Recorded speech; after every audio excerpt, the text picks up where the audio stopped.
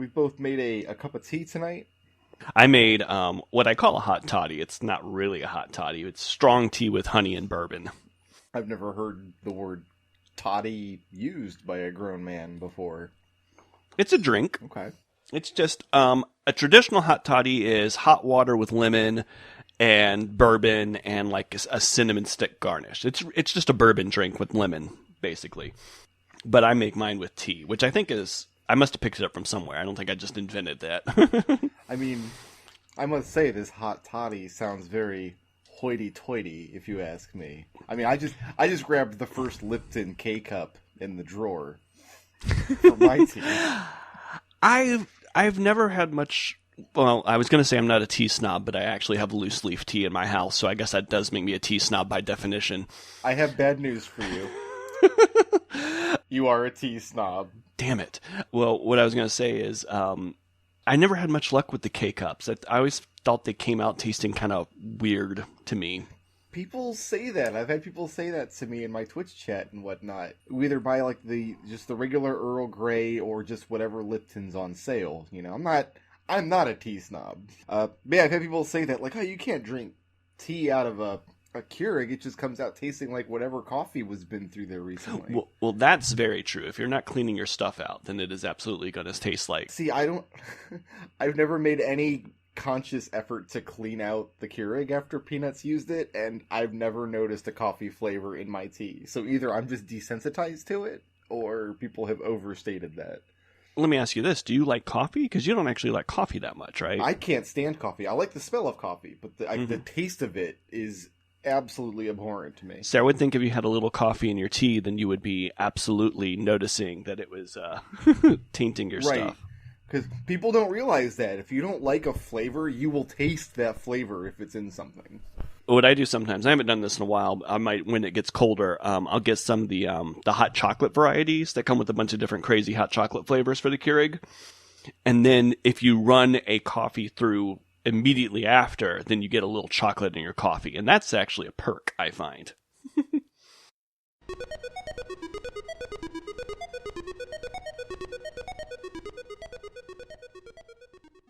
We actually have a little fondue pot. I think we got it for as a wedding present, and we've used it like all of 3 times. But what I did a couple times is I made chocolate fondue in it. We didn't use all the chocolate I made, and so I put it in the fridge, and it turned into fudge. So that was nice. Next time you do a chocolate fondue, because they're super easy. It's like if you have any sort of fondue pot, whether it's like an electric one or like a double boiler or anything, go with either a white or a dark chocolate, doesn't matter, with a healthy slug of amaretto.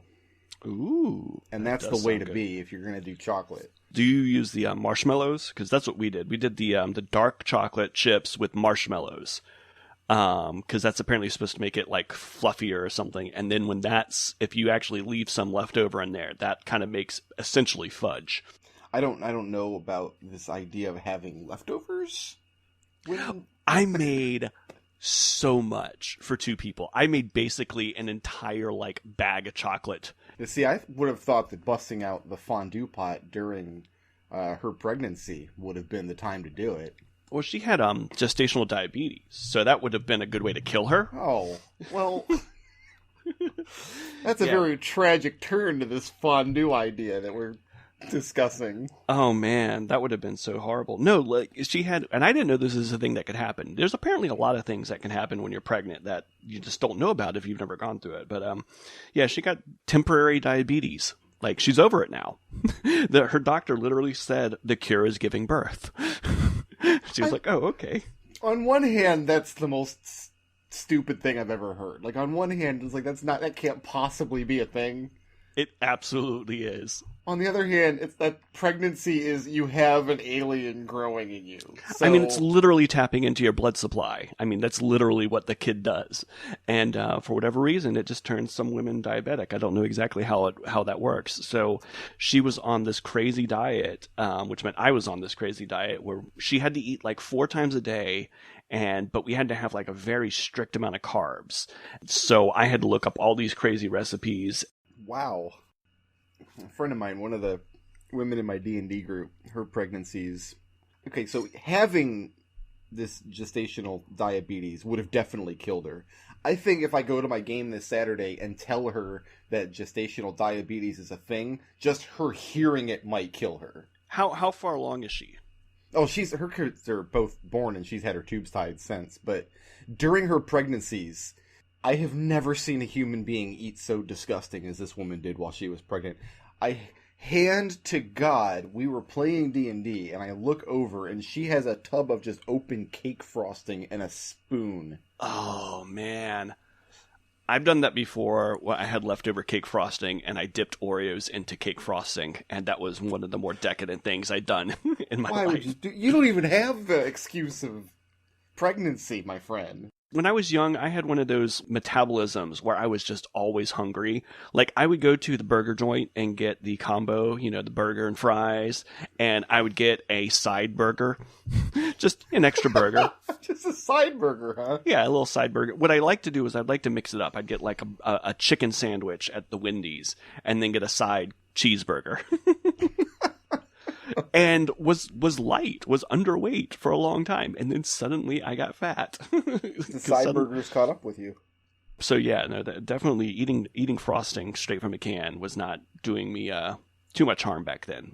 I couldn't believe what I was seeing. And here's the thing, though, like I'm not 100% convinced it was like pregnancy cravings with her. I think she just eats that way, and when she was pregnant, she just did it in front of people because it was socially acceptable. Because I'm pretty sure I've caught her I know for sure once or twice, one of us in the house would go to get Oreos and open the bag, and all of the Oreos had been licked clean of frosting and then placed back in the bag. No, that is a war crime. She should be tried in The Hague. Ugh. I mean, it's definitely grounds for divorce, and I'm sure my friend has a lawyer on retainer. He's got that in his back pocket. Back when I was single, I feel like I had the opposite problem. Like, the actual sensation that people feel of getting hungry is not something that I'm real familiar with. In the period of time after I moved out of my parents' house and I was living with a roommate, I didn't have anybody whose job it was to feed me. I would go, like, I'd come home from work Friday night, and then, like, Sunday afternoon, I'd be sitting at home like, I feel like I'm about to faint, and realize I haven't eaten in 70 hours. I'm real bad sometimes because I'm not a big breakfast guy. I don't tend to wake up super hungry. So I'm real bad about waking up and then getting into something and then realizing, why do I feel like crap? Oh, it's 2:00 in the afternoon and I haven't eaten anything today. Yeah, eating for me was never like a pastime. It was never something that I did because I enjoyed it. It was always just, I have to feed the body at some point. You just got to fuel up the car, huh? But I feel like after me and Peanut got together, like I learned to be hungry. Yeah. Because she's always eating and she's always cooking and there's always food in the house now. And I'm pretty sure me and Michelle talked to Peanut about this at times, about when Michelle and I started dating, we like to go try new food. Like, that was our idea of a good date. It wouldn't be like, oh, let's go eat something and then go to a movie. It'd be like, let's go to some restaurant. That is the event, like we loved going out to try new food all the time. So that was something we definitely bonded over. So you go out to the new restaurant, then on the way home you get the side burger. We go back to my house and then, have like a midnight snack of something disgusting out of my pantry, probably, because my wife is interesting because she really, really loves food, but does not necessarily discriminate. So we'll have like really, really good, like, international cuisine. And then she'll come home and, at midnight make $1 pack of ramen and think, and like fancies it up with, she likes to do this thing with ramen where she poaches an egg in it and then puts American cheese in it to give it a creamy base. Mm-hmm. So it tastes more like restaurant ramen, and it's good. But I'm like, you're starting off with $1 pack of ramen. How much are you going to fancy this pack up? So she'll have like the artisanal foie gras or whatever, and then pizza rolls on the side. I think she would. I think she would absolutely dip like a pizza roll in caviar if the two were presented to her. You see, that's healthy, though, because these barriers that you're talking about between quote-unquote good food and bad food and whatever, it's like, these are just arbitrary. These are just barriers that you've been taught that you acknowledge, but they're not really there. Well, I just think it's interesting. It's not that one is good or one is bad. I just think it's interesting how her taste can vary so wildly from like borderline sophisticated to eating out of a garbage can. I don't make any distinction between the sophisticated food and the garbage can food. If it tastes good in my mouth and it doesn't make me sick, that's a winner in my book. I can go so far with that up until there's a certain point where I cannot take more sodium or more oil, and she just keeps on going down the junk pile. And I'm a guy who likes like pork rinds and beef jerky, so I'm not exactly Mr. Snooty eater over here. But you do have tea leaves. I have loose leaf tea. Please use the correct terminology. Oh, sorry. That was actually one scene in The Handmaid's Tale. I don't remember which season it was, but the kind of conceit of the society in Handmaid's Tale is we're going back to a simpler time when things were not as complicated. And there was one scene where it shows this woman drinking or making tea, and she's going through the whole process of like steeping the leaves in the little metal. What's the little metal ball called? A tea? Is it a tea steeper? I don't even know. I mean, if it's the little ball that you put in the cup, like for like a single cup, that's just called a tea ball. A tea ball. Okay. Well, she has one of those, and she's got the leaves in it. That's like, you know what? This is a post-teabag society. You can't tell me that tea bags are more complicated than your little metal ball. You're just being a tea snob now on the show. Well, I don't think they have factories. I mean, they do have some, but I think that making tea bags, that's like a luxury factory. They have canned goods. Okay. Of course they have factories making. Do they have canned goods? I don't remember seeing canned goods on the show. They do. Yeah, in the show they've got they still have canned goods. They still have boxes of, and even if they didn't, like mass producing tea bags, like this is not. Maybe there's an obscure biblical passage that forbids the manufacture of wrapping tea in various types of paper or something. I don't know. It's probably in Leviticus. There's a lot of BS in Leviticus. I don't know why when you were talking about canned goods in that show, I was thinking, well, maybe they're old canned goods. And then I started thinking about one of my favorite plot holes in The Walking Dead, which is that they keep finding stuff from the world before, but they're real kind of iffy on how much time has passed, because canned goods do eventually expire, as does gasoline. Gasoline in a can does not work apparently after a year. I don't want to be that guy, but that guy. I don't think they are iffy about the amount of time that's passed in The Walking Dead. I think they're, if you follow the show's logic, I think they're pretty clear, because the show opens with Rick coming out of a coma. Mm-hmm. And he comes out of his coma because nobody's at the hospital to take care of him because they've all been eaten by zombies. Right. So it could not have been long enough for him to starve. And he eventually finds his family again, and it's been a matter of maybe 6 months or so.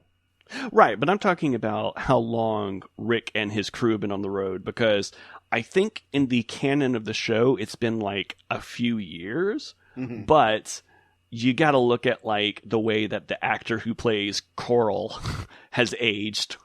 The reason I say I think you can follow how much time has passed, this is a dumb conversation. We're gonna push through the end on this one. We're gonna because at the time, like, they do whatever, Carl and Rick and his family and whatever, they end up on this farm, and his wife finds out she's pregnant, and then you can follow how long she's been pregnant. She eventually gives birth, and then you can follow the aging of that baby. So that baby on the show can't be more than 2 or 3 years old now.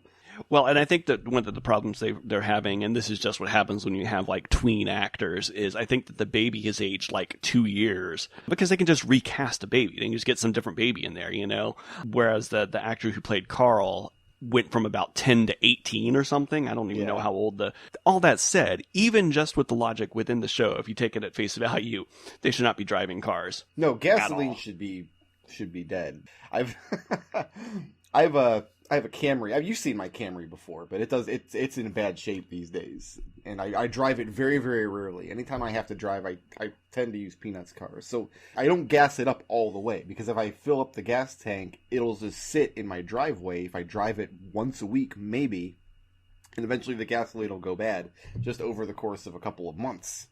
So no, nobody should be driving in The Walking Dead. I bring it up because one of my favorite. Have you ever read The Stand, the Stephen King novel, The Stand? I find Stephen King novels very wearying. But I am familiar with the story. I do know the story pretty well. Well, I mean, if you find Stephen King wearying, this is like the weariest of the wearying Stephen King because it is immensely long. But there's one part of the book that I really love. There's like an interlude between, everybody gets the plague, and then the book basically takes place in two halves, where it's the build up to the plague, and then a bunch of people die, and then the survivors have kind of a showdown between good and evil. And there's an interlude. It's just a series of vignettes. It's maybe 10 or 20 pages long, and he just goes through all these ways that people are dying after the end of the world. People who survived the plague, but they just die because they tried to start a fire in their house and died of smoke inhalation, or they tried to, do this, that, and the other. And I just, somewhere in my head, there's got to be an encampment in the world of The Walking Dead where everyone just dies because they crap themselves to death after eating some bad canned goods, because that stuff's been sitting around for 4 years now. That's it. I don't know why my brain works this way. I had to bail on this show because I have such a difficult time with stories that only work because the characters are stupid. I mean, that's horror. That's the whole genre for the most part. And you're right. You're not wrong. Okay, and I'm a big horror fan. People know I love my horror. I love my slasher movies. I just watched A Quiet Place last week, which I thought was excellent. It's a 2-hour movie. Okay, right. Every Saw movie is 90 minutes. Friday the 13th, these movies, they're not long enough for you to get absorbed into the world and have to start thinking about the logic of the world. You get in, you get out. You're not in there long enough. Walking Dead is 80-something hours long now. And, there's no way one group of people can make the same mistakes over and over again and not be dead. It's fine you're right, it's fine for a movie because it's fine to have a situation where people make a series of bad choices that gets them into a situation that you depict in a couple hours. That takes place over a course of a few hours or a few days. When you've got something that's supposed to take place over the course of years, like the basic pattern of The Walking Dead is they find a settlement, everything looks good, oh wait, everything's not good, they have to kill everybody and move on. That is the entire show now. And we touched on it a little bit last week when we were talking about Handmaid's Tale and Hunger Games. And I love dystopian worlds.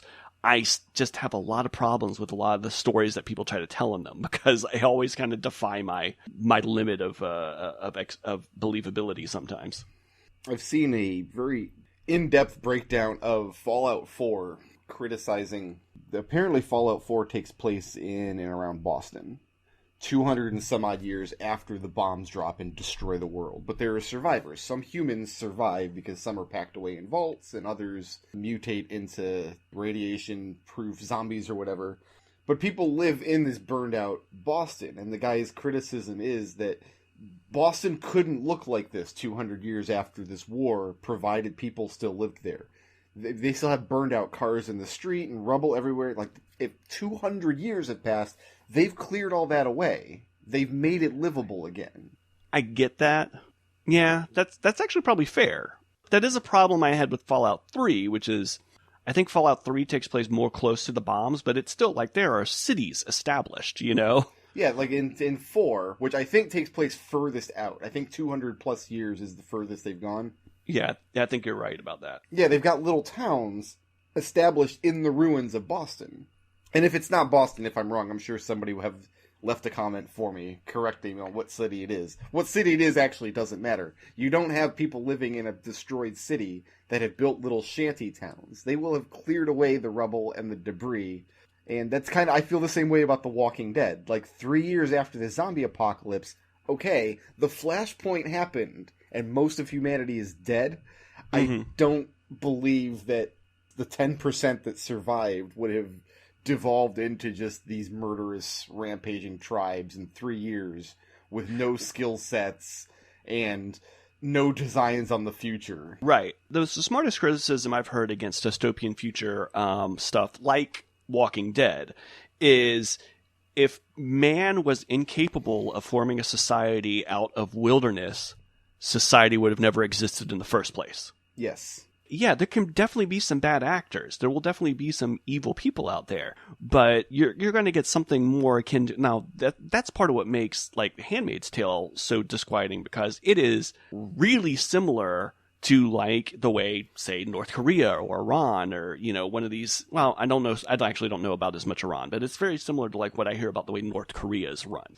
In The Handmaid's Tale and North Korea, obviously, it's one place in the world. If you go out of that place, you're still in the world. Right. And you get that in Handmaid's Tale. You see little glimpses like of them like trying to do stuff with the rest of the world and justify their culture and say, you know, well, we have a right to our way of life kind of stuff. Maybe that's why I found this show so interesting, because North Korea fascinates me. I cannot read and watch enough documentaries about the state of North Korea. It horrifies and it fascinates me. And the fascinating thing is we know so little about it when it comes down to it. But at some point, probably in our lifetimes, like, it's all going to come out. Well, and there's been, like, little glimpses of it. You get people who escape and then have these, like, tell-all books or whatever. And Michelle is the same way. Michelle is absolutely obsessed with North Korea and Scientology and any kind of cultish kind of thing. I told her about Rumspringa. She hadn't heard of that before. I mentioned it when we were in Gatlinburg, and we haven't had time yet, but I can guarantee you she's going to be finding books about that too. So one day, North Korea, it's going to bust open one way or another, and we're going to find out way more than we think we know already. Did you read World War Z? Oh, yeah. Oh, yeah. See, and that's why I liked World War Z so much, because it was a zombie book, but it was really a political book. In a way, yeah. Mild spoilers for anyone who hasn't read World War Z, but one of the things that happens is North Korea just kind of disappears. Yeah, it's very unsettling. They describe, because the situation at the border are these 3 North Korean guards. 2 of them face each other, and then one of them faces South Korea. And right. We think the reason they do it that way is to make sure that none of the guards at the border try to defect. If any of them try to defect, the other 2 can shoot him. But in the book, in World War Z... Don't they just turn and walk away back into the country or something at some point? Yeah, in the book, in World War Z, they just turn and walk away. And they don't say anything, and they don't do anything, and then that's it. So at the end of the book, when they think they destroyed all the zombies, somebody muses like, there's probably just 2 million zombies running around the tunnels underneath North Korea. Yeah, they think everyone just literally went underground. They think that they had their like underground bunkers and whatever, and they went down there and they're just eating each other. World War Z was such a good book, and I was so upset that they made a not great movie about it. No, the movie was not great, and maybe they needed Alan Rickman to do the voice of a robot. Or a zombie. Oh my god. I think my favorite, and maybe favorite is not an appropriate word to use in this context, but I think my favorite story to come out of North Korea, because like your wife, I am fascinated by the subject, and I've read many of these tell-all stories, people who have defected, because it's not as easy as just presenting yourself at the border and saying, hey, I want sanctuary, because the only border is China. China just turns you around. So if you're going to defect, you kind of have 2 paths. Like, one, you try to get yourself to South Korea, which is basically impossible. Yeah. Because there's this demilitarized zone with all these landmines. Or, if you can get through China to Mongolia, on the books they'll say, well, we don't recognize your sanctuary, we're just going to return you to Korea. But they don't view North Korea as a country, so they'll send you to, like, wink, wink, nudge, nudge, we're sending you home, but you end up We're sending you South to Korea. Ah, gotcha. But my favorite story, and again, favorite's a bad word, but it's about a North Korean doctor who is starving. She has no privileges. She has nothing, basically. And she ends up defecting. She scrapes together enough money to try to smuggle herself across the border to China. Something goes wrong, and she ends up on the run in China, like starving. And she ends up in somebody's, like on a farm, on like a back porch or something. And there's a plate of food on the ground, and she just drops down and she's just shoveling it in her mouth. And halfway through this meal, she realizes she's eating food that was left out for this Chinese family's pets. The dogs in China eat better than the doctors in North Korea. Oh my god, that's horrible. It's like, what a story.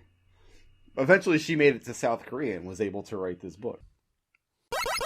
Can I tell you a Kickstarter success story?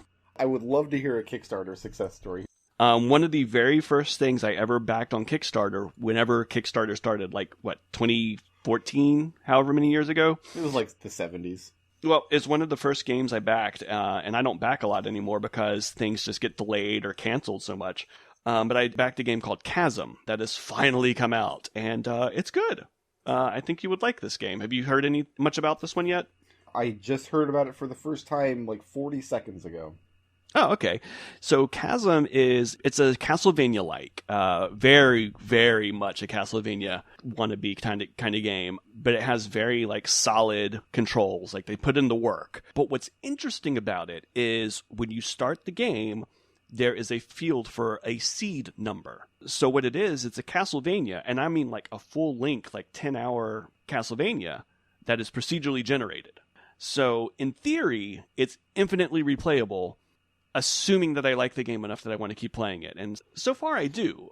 What's interesting about it is I assume the way that it's going to randomize, and I haven't played with this very much. I'm just still sort of playing through my first seed. And I assume the way that it's going to randomize is basically a door randomizer. So you've got different kind of zones, and I assume it's got a bank of possible rooms and a bank of logic, and it's just going to shuffle these around in a particular way. And one thing I do like about it is I saw someone describe it as being kind of like a dungeon crawler. Because it really, while it has like the look of a Castlevania, it's a lot of just seeing how far you can get before having to bail. But it's good. But what I'm happy about is that they had a Kickstarter. It was a very big success. They got delayed like they all do, but they kept putting in the work, and they didn't do that thing where they chase stretch goals forever. I mean, it says estimated delivery May 2014. That was estimated delivery? That's what it says on the page. What does it say when the Kickstarter launched? Looks like April 2013, according to Google, is the date that's posted on there. So I guess that's when the Kickstarter launched. So yeah, no, this thing took a while. And they did have stretch goals. I'm looking at it right now, and they do have stretch goals, but they're things that make sense, things that they wanted to put into the game pretty obviously. I'll tell you what I like about this game is one of the screenshots here shows these little kobold guys. Mm-hmm. These little kobold guys are adorable. Oh, they are mean. Well, they ought to be. They're kobolds. The thing about monsters in this game is they all have kind of like pretty simple AI logics, and they usually either back away from you and throw projectiles, or they rush you. And kobolds are these little knee-high bastards who just charge at you and stab you in the kneecap over and over and over again. And so the way that you have to attack them and some other enemies that follow kind of the same thing is you want to hit your backdash button and your attack button at almost the same time. So you take a backward swipe at them. And it's all hand-drawn pixel art. This isn't like that fake pixel art style where they'll like put pixels on something and then it's flash animated so the pixels kind of overlap each other. Like, this is for real sprite art. It's really nice looking. Yeah, this is definitely something I'm going to have to look into. I've never heard of this before. So, but it's not a roguelite. It's procedurally generated Castlevania. I wasn't sure how it was going to come out. Like, the first time I died in it and it kicked me back to a save point, I was like, okay, so that's how it's going to work. The only thing I don't like about it so far is I feel like enemy drops are kind of Spartan. It's mostly just money. Occasionally you'll get a weapon. So I'm kind of wondering, when you do randomize it, how much is really going to be shuffled? Like your progression item, or they could, but then you have a potentially like game broken seed, I have the opposite story with a couple of Kickstarters that I backed. Oh? I backed them. The Thing came out, and I loved The Thing. Big fan of The Thing. Highly recommend The Thing. Mm-hmm. But here, 2 years on, I'm still getting notifications of Thing-adjacent things. I backed the Shantae a couple years ago. Half Genie Hero came out. It was an excellent game. Really, really enjoyed it. But the games, they keep putting out new game modes where Shantae's dressed up like different things, and none of these game modes are very good. These are all just the same levels with a slightly different character. And I keep getting the emails that are super excited about it. And I'm like, shouldn't you guys kind of be working on a new game now? Are you obligated to do just all of this fluff and nonsense because it was a Kickstarter? I mean, that kind of happens. That's kind of what happens with Kickstarters. And then I feel like dev teams end up doing this one game forever. Yeah. I mean, as much as I love Shovel Knight, I really want to see what those guys are going to do next. And I don't think have they announced another game yet? We're still waiting on one more chapter for Shovel Knight. And I love Shovel Knight, and I've liked one of the 2 modes that they put out. Yeah, Spectre Knight. Spectre Knight, that's what it was. Spectre Knight I liked, though I never finished that mode. I need to go back and finish that one. What is the worst thing you backed on Kickstarter? I've never backed anything bad on Kickstarter. Really? Because I'm not a Kickstarter junkie. I'm not one of these people that go on Kickstarter and throw money at everything that I think looks even remotely good. Like, for me to back something on Kickstarter, it has to be something that really, really excites me, made by people that I am certain will deliver it. I mean, I've backed Shantae, and I've backed 7th Sea, which is a tabletop role-playing game. I didn't back Mighty Number 9. I didn't back Bloodstain. I didn't back Abduction when it came out. Wow. Because as much as I love the Myst games, at that time, I was dubious on whether or not Cyan would be able to deliver what they were promising. Mm-hmm. And Abduction was fantastic. I really enjoyed it. One of the best games I've played in the past 5 years. But at the time, yeah, I'm like, I don't know if this company's actually going to be able to follow through on this. They've been real spotty for a very long time. So I backed a lot of stuff on Kickstarter in the first couple of years that the platform kind of came out. And then I didn't back anything from about 2014 until fairly recently. I backed, there's a thing called the Flip Grip, which is a grip for the Switch that'll enable you to play games in vertical orientation, and it was like $15. I'm like, okay, I'll back that. And because it was people who I knew, it's Fangamer and the guy who does Retronauts is putting this thing out. And they basically said, we're putting this thing out one way or another. We're just trying to get some startup capital for manufacturing, you know? Yeah. But yeah, I got some great stuff. I got Shovel Knight. I got Chasm, which is good. I got the best thing I think I ever backed on Kickstarter was actually for a convention in Atlanta, the Southern Fried Game Room Expo, which is a pinball and upright arcade cabinet focused gaming expo that they do every year. And I saw them. They were trying to raise some money to basically put down a deposit in the hotel. And again, this was one of those things where I knew people who knew the people putting it together, and they were kind of like, we're going to do this one way or another. We're trying to give you guys an opportunity to help us out. And it was tiny the first year, but it was really cool. And now it's getting pretty big. The difference between it and Dragon Con is it's kind of just going into a huge set of rooms that have hundreds of video games, arcade games, and pinball machines that are just on free play. And they have panels and stuff, but they're more for like builders and collectors. So I'm less interested in the panels there. So really 1 day is all I need. Just go there and just play stuff on free play like all day, you know? Do they have fried food? I believe there's fried food available. It's not actually a focus of the convention. It's just kind of what they call it. I am less enthused about this convention now, knowing that fried chicken is not one of the focuses of it. It's a convention in Georgia. I'm pretty sure you can get some fried chicken there if you want to. The worst thing I backed on Kickstarter was, and I don't know why I gave these people money, but I backed this thing. I don't super want to like get into it with anyone, so I'm not going to actually name it, but it was this developer who had done a very popular but pretty basic game online. It was a browser-based game, and he basically said, hey, we want to do this as a real game. I know this project. Yes. They were going to have to do a whole bunch of original drawings and stuff because the thing they had done was a fan game. It had licensed characters in it, and they're like, well, we're going to do, this sort of tribute game. And it just went places. Like, they apparently rented a house to make their game studio, but the implication is they basically just made a party house and spent all the money, and I don't even know. It was a mess. And I'm actually looking right now at my pledges on Kickstarter, and I don't know if I can even find that anymore. Oh, no, it's still there. It's still there. Original delivery date was expected to be March 2013. Oh. Yeah.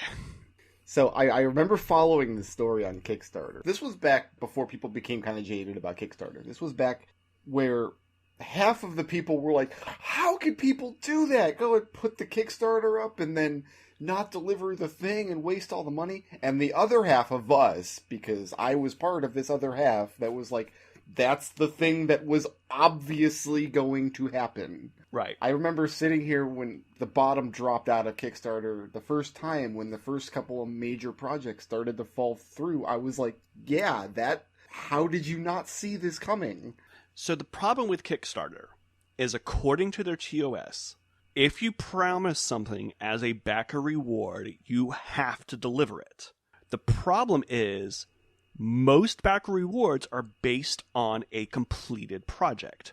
And Kickstarter also says you are not pre-ordering something, you are investing money so that people can try to do something. Mm-hmm. So the problem is you have all these people who make a thing and their backer reward is you get the thing. So it's essentially a pre-order. Mm-hmm. And according to the terms of service, they have to deliver that. That is the way it's supposed to work. But logically, that is a paradox because you also are not guaranteed something when you back it. You become an investor, effectively. Yeah, and I don't want to make it sound like I'm down on Kickstarter. I think it's a fantastic idea, and obviously lots of really great things have been introduced into the world that we probably would not have had. Mm-hmm. But the key word is investment. Right. Regular Joes like you and me are going on and giving these companies money to try to make a thing. It's an investment, and not every investment pans out. It's how it's worked in the real world in capitalism the entire time we've had it. Is people give money to companies as an investment, and the company folds, and they're out their investment.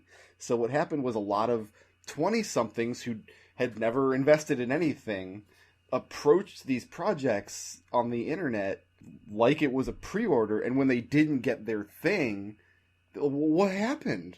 I don't understand. Yeah. I think the thing that pissed me off about this one in particular that burned me wasn't that it didn't happen, because I've had other Kickstarters where it didn't happen, and I just took it as an investment that didn't come through. This one in particular, I felt like you guys totally scammed people. They act like they're still working on this project, but I'm pretty sure they just scammed a bunch of people. And that's the other side of it too, is I don't know if that particular project was a scam, but I do know there are a lot of scams on Kickstarter, because there are a lot of scams in the business and investing world. There are a lot of people that just want your money and then will run away with it. That's part of the game. It sounds horrible. It shouldn't happen, but if you have a system where people give money to companies to try to make a thing, you are incentivizing bad actors to take the money and run. Yeah. So if you're going to use Kickstarter as an investor, you have to kind of build a savvy for what the scams are. And that's why I won't invest in a company that I don't know anything about. My policy on Kickstarter has now been I will only back something on Kickstarter if I feel like I can trust the company that's putting it together. And this is the key, my pledge is the difference between making it or not making it. When something is overfunded by $1 billion, I'm just like, you know what? It's going to happen or not. I will order it when it comes out. There's one that somebody put out that's like, it seems like a good idea. It's this game where it's a board game. It's a board game for girls. It looks empowering and stuff. But it looks like a simple setup. It looks like a board and cards kind of game. We're not talking like massive feelies or whatever. Mm-hmm. And their tiers are like, it would cost $250 to get the game. How is that even possible? A lot of times when people kickstart board games, they'll be expensive because they're like, we want to do this board game with insane amount of minifigs. We played a couple at Dragon Con. We've had a couple of experiences where the game took much longer to set up than to actually play. Well, and I remember us saying, like, these are really cool minifigs. I don't like this game very much. But we did. We played a couple of, like, $200 games at Dragon Con, I'm pretty sure. But this does not look like a $200 game. This looks like a $20 Milton Bradley joint. Are you familiar at all with cheap-ass games? Oh, I am. I followed them on Twitter. Yeah, cheap-ass games. I wasn't even aware they were still in business, but I've been out of the loop. But no, their whole thing is, we don't sell you anything you have. We assume you already own board games that have little pawns and dice and things. Oh, we're talking about a different cheap-ass games. Okay. There's a cheap-ass gamer, which is like a forum/Twitter account that just tweets out video game deals. Oh, no.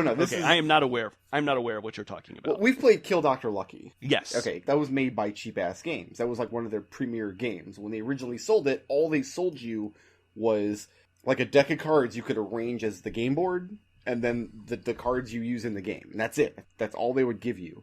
Because they assumed you had the dice and the pawns and the tokens and poker chips or whatever else.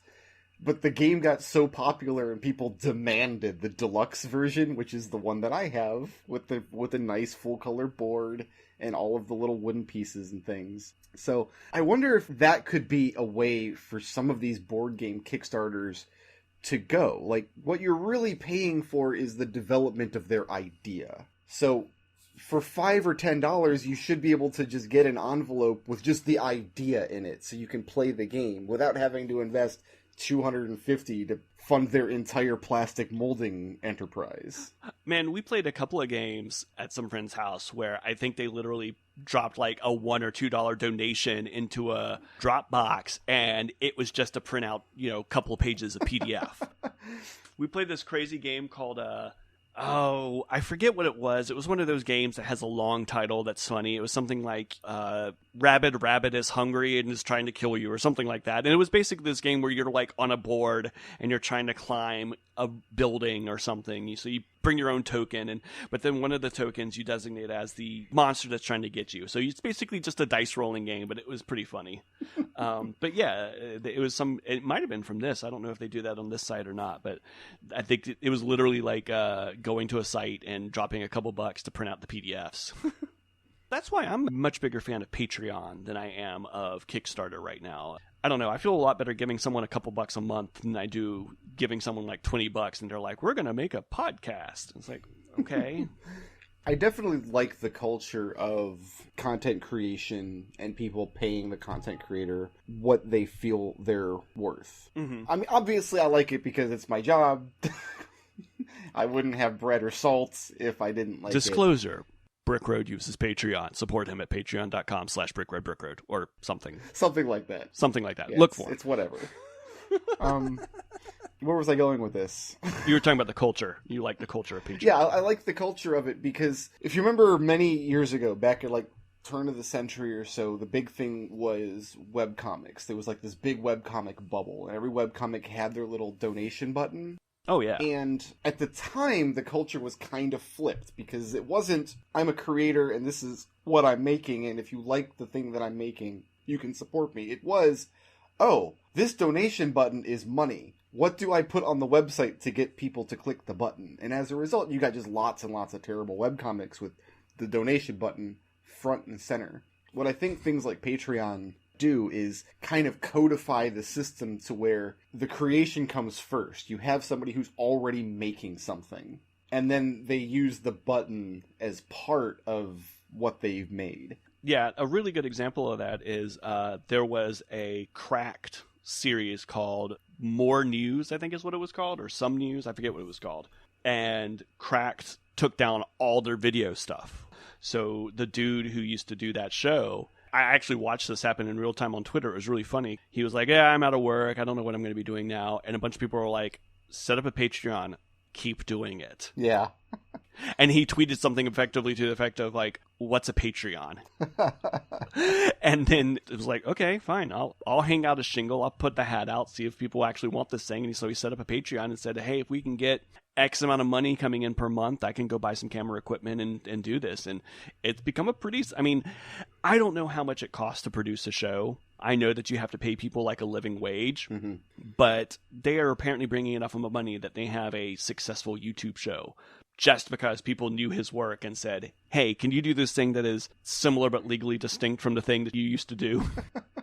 I remember the anxiety that I went through when I first launched my Patreon, which was in 2014 now, a couple years ago, because I work in a very, very saturated market. It wasn't saturated when I first started. There was very few people doing what I do. But when I first started, you couldn't ask for donations. This was not a thing people were going to support monetarily. And furthermore, everybody was pretty sure that it was illegal, and that if you tried to ask for money, you would get arrested. Right. So it had to just be a hobby for the longest time. Yeah, it was in gameplay. Videos in general were just in this legal gray area. I mean, they're still in a legal gray area. Things have kind of settled now. I'm talking about 2010, 2011 or so. And the people who did put out the hat, as it were, people who had deals with like Machinima and other YouTube networks, they were kind of seen as skeevy. Like, oh, you're playing Call of Duty and asking people for money to watch you to play Call of Duty? But it became more accepted, and people started doing it, and you watch these people, and nobody's getting arrested. Like, they're not disappearing in a black van. But the anxiety for me was like, I'm going to put the hat out, and nobody's going to put coins in it.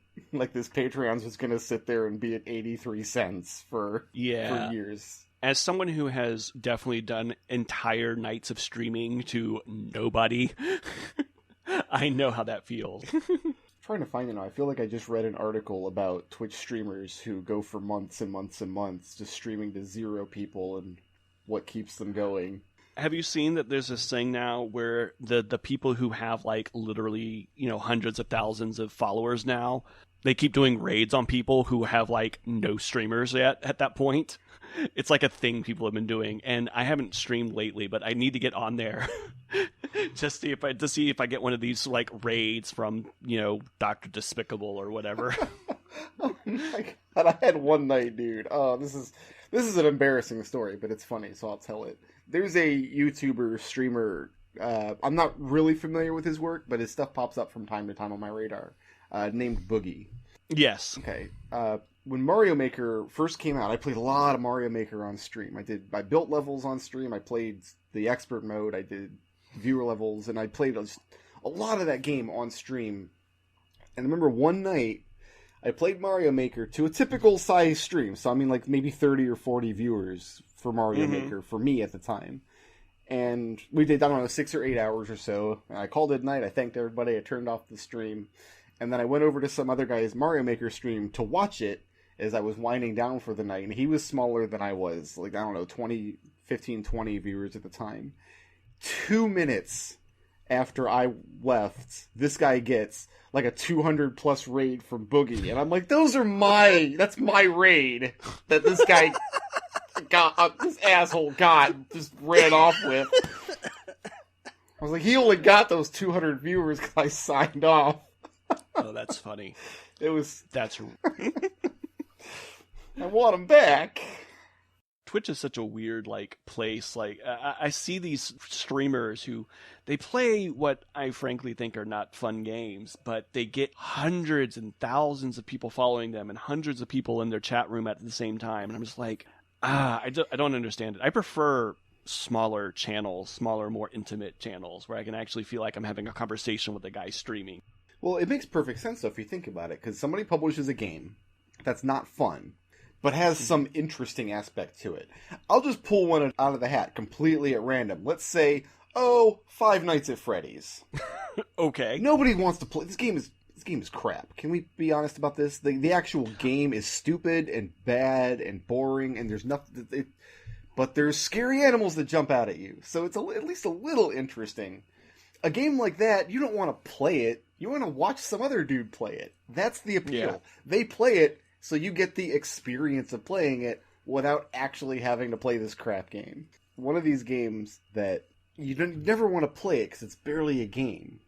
But it is interesting. Like, the story of it is interesting. One of them just got earmarked for a sequel. We're going to get Super Seducer 2 this year. So I know that you've watched some of this week. So I watched like the first 10 minutes of, I think it was Pro Jared was playing it, and I'm usually pretty like whatever about these kind of things, and I wanted to reach through the screen and punch the dude so bad. Not Pro Jared, the guy in the game, because it is an FMV game, a terrible douchey FMV pickup artist game. So how would you describe this game to somebody who doesn't know anything about it? This game is barely a game. This game is basically a multiple choice test for how to become a terrible, terrible person. It is from a so-called pickup artist. And like the first scenario they were doing was passing a pretty girl in the street. And it was all these questions like, do you say something like, do you say this douchey pickup line to her? Or do you walk beside her?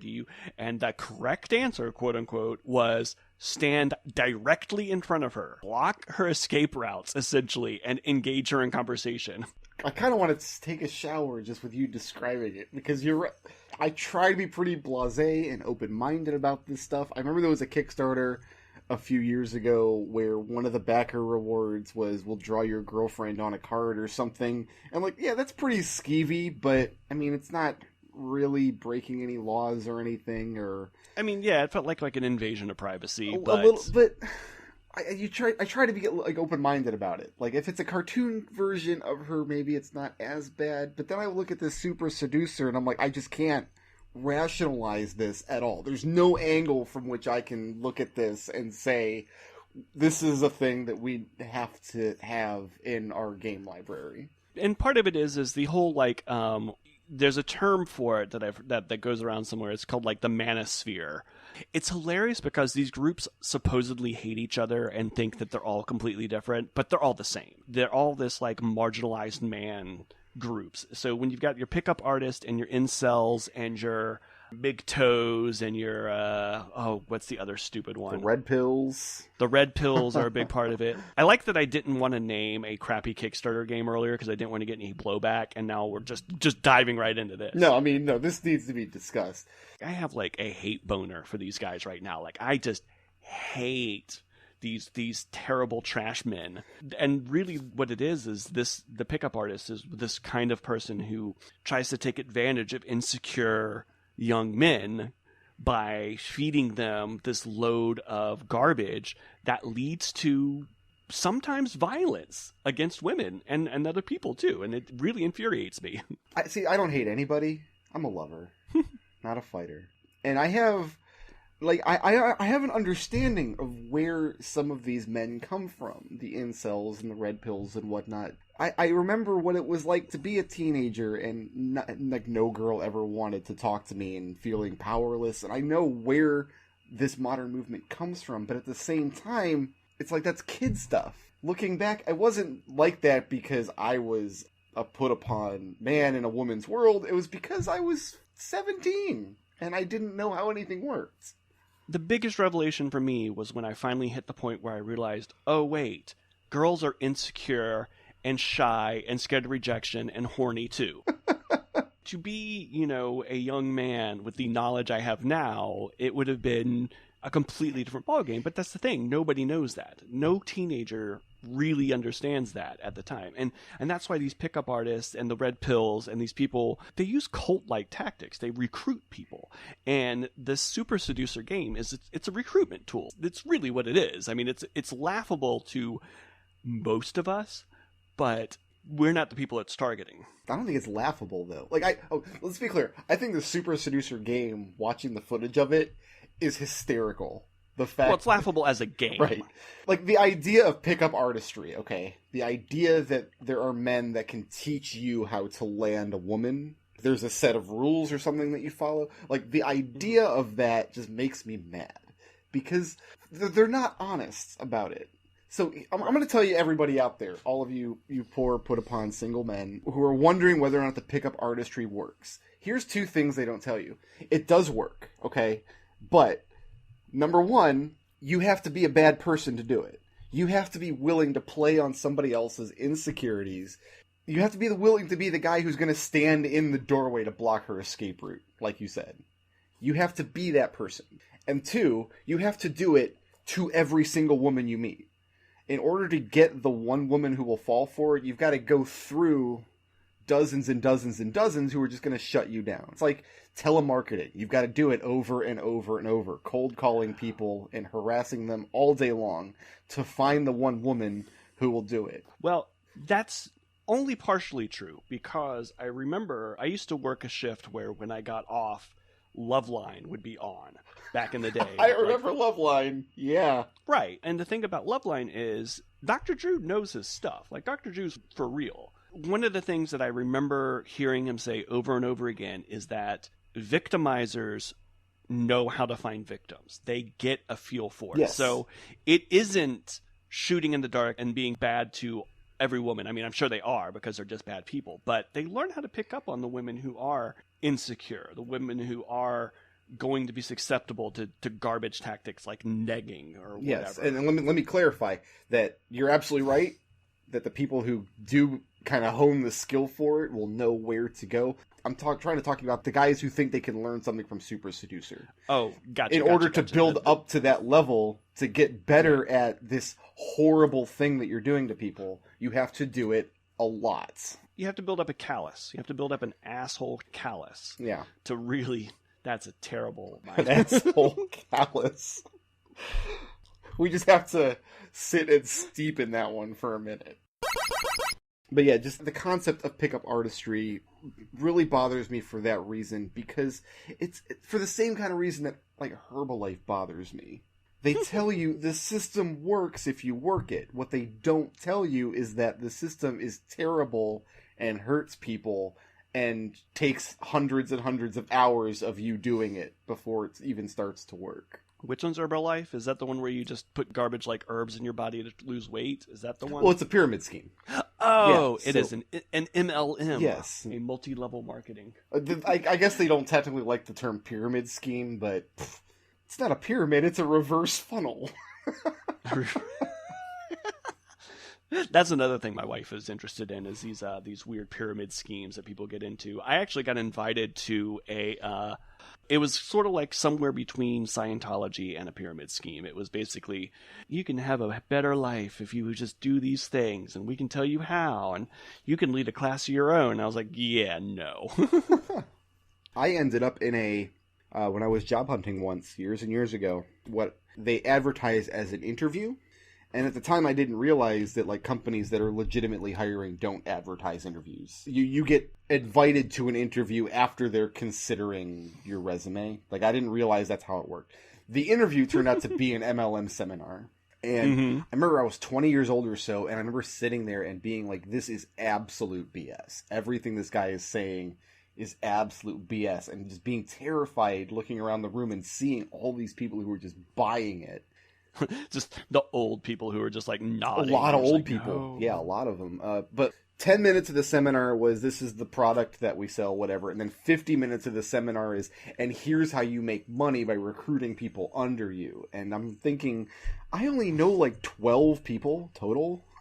And none of them have any money to, quote unquote, invest in my level of the market. So, well, I mean, that's why things like Mary Kay and all that, I mean, Mary Kay is kind of like the most reputable, quote unquote, one, but like the way that these things make money is they keep selling down and selling down and selling down, and somewhere at the bottom of the pyramid you've got a guy who has a garage full of things they can't unload because they're not selling these things to customers, they're selling these things to distributors who a lot of times just end up sitting on it, and it's really sad.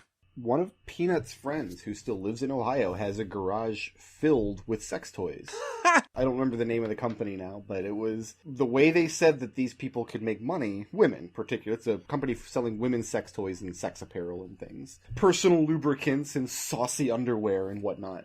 But they're like, okay, people aren't going to buy this stuff from you when you go around, so here's what you do, is whenever you hear of somebody getting married, you pitch our sales seminar as an idea for the bachelorette party. Yep. So Peanut had this as her bachelorette party, and she said it was awful. You're right. It's basically the modern Tupperware party. But the problem is eventually all your friends get married. Yeah. I'm hoping I don't have to go to another wedding until, like, the next generation of kids starts getting married. You know? Oh, no, I'm done with weddings. I'm over weddings. I told my brother and sister-in-law, I'm like, look, I've only got one wedding left in me for the rest of my life, so you two are going to have to marry each other. The cool thing about having my brother and sister-in-law are way younger than me. Like, they're 10 years younger than us. So, like, I get to just say whatever I want. I get to be the crazy, awkward sibling that they never knew they loved. I thought I was done with weddings, and then my friend who, one of my best friends, and just was convinced he was going to be one of these lifelong bachelors, you know, and then all of a sudden he's like, I'm getting married during my wedding. I'm like, son of a, I mean, congratulations, but really, I thought I was done with weddings. Next person that tells me I'm in their wedding, I'm declining. Wow. I've been in weddings, and sorry, but no. In fact, I remember we all went out to Tucson for everybody in the D&D group after you quit the D&D group. So you weren't invited, I guess. You guys... No, I was invited. I was actually invited. I just couldn't make it because my son was like 3 months old. Oh yeah, that's right. God, I'm forgetting how long ago this was now. But yeah, it was long ago. Yeah, about 2 years, a little over 2 years now. We all flew out there, and only one of us was in the wedding party, and I feel like the groom picked the one person in our group who would not wasn't going to be resentful of being placed in the wedding party. We joked about it afterward. I'm like, thank you for not putting me in your wedding party. Didn't want to be in there. I will say the last wedding I went to, I mean, it was probably my best friend in the world. And also being older, being like, we're all pushing 40 now and we're like, half of us have kids. It was way more relaxed. It was just, let's just go to a house. We're going to drink some beer. We're going to do some swimming. We're not going out. It was a super chill bachelor party. It was a super chill wedding.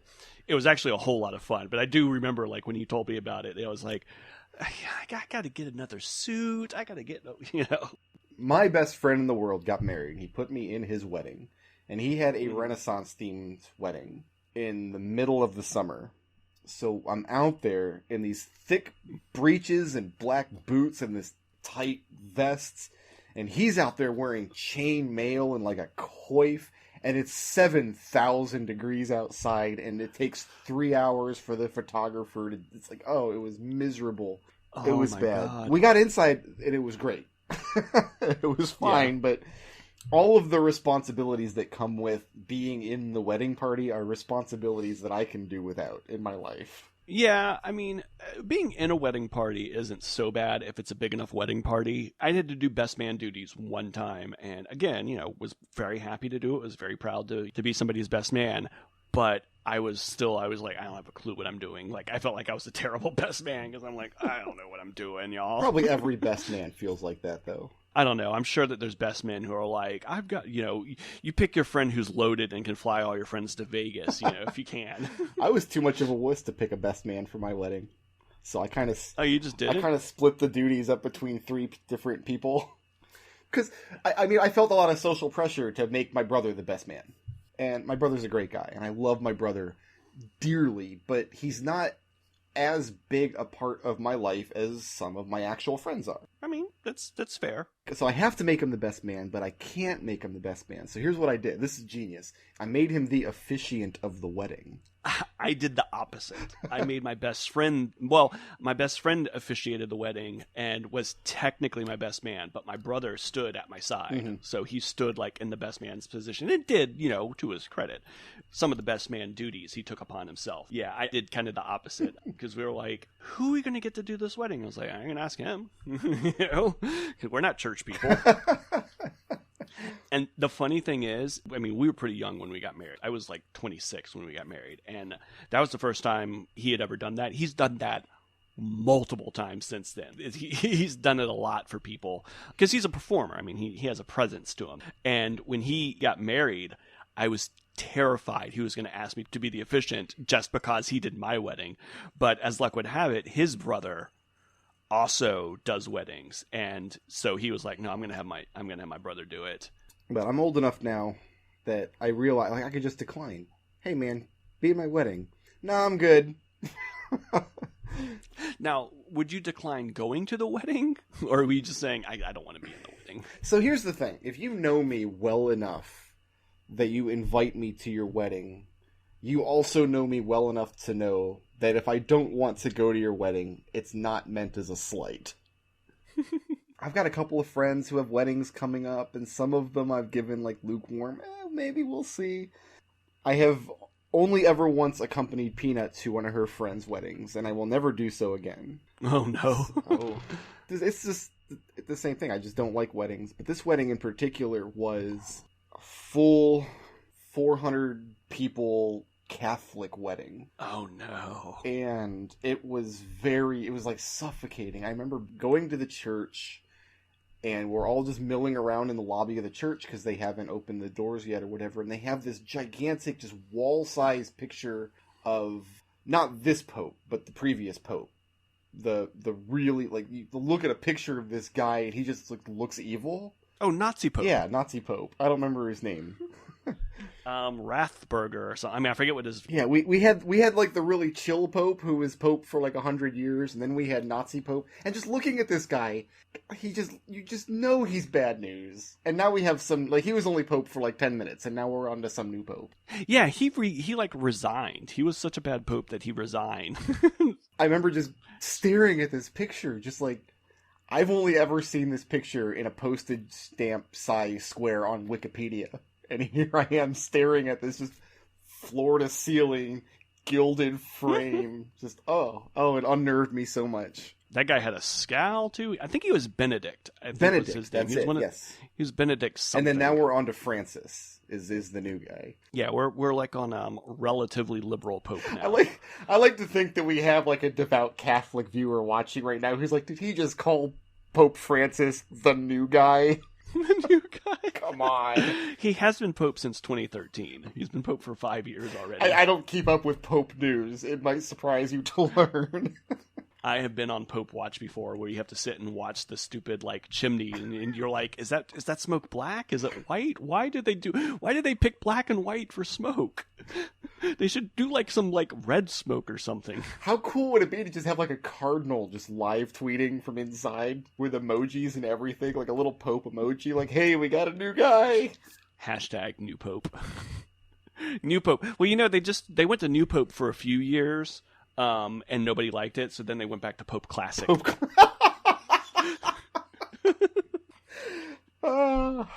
Thank you. I'll be here all night.